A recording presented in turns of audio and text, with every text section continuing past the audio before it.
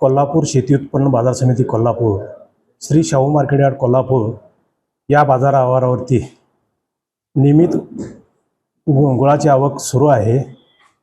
या ठिकाणी गुजरात राज्यामध्ये ज्या व्यापाऱ्यांनी खरेदी केलेला जो माल आहे त्या मालामध्ये सिंथेटिक गूळ किंवा इतर केमिकल वापरल्या संबंधी एका व्यापाऱ्यावरती गुन्हे दाखल झालेले आहेत।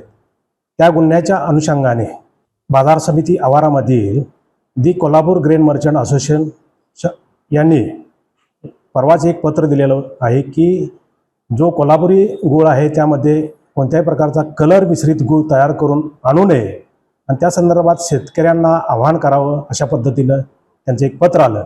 त्या पत्राच्या अनुषंगाने जे शेतकरी गूळ उत्पादक आहेत त्यांना आम्ही या बाजार समितीच्या वतीने कळवण्यात आलेलं आहे। त्याप्रमाणे ते शेतकऱ्यांनी ते मान्य केलेलं आहे की आम्ही कोणत्याही प्रकारचा कलर मिश्रित गूळ बाजार समितीच्या आवारात विक्रीसाठी आणणार नाही अशा पद्धतीने या ठिकाणी समन्वय झालेला आहे। सोमवारपासून गूळ सौदे बंद होणार आहेत अशी व्यापाऱ्यांच्याकडून चर्चा सुरू आहे। या संदर्भात बाजार समिती उद्याच्या सभापती निवडी झाल्यानंतर तोडगा काढण्याची एक बैठक सर्व घटकांच्या बरोबर आयोजित करणार आहे।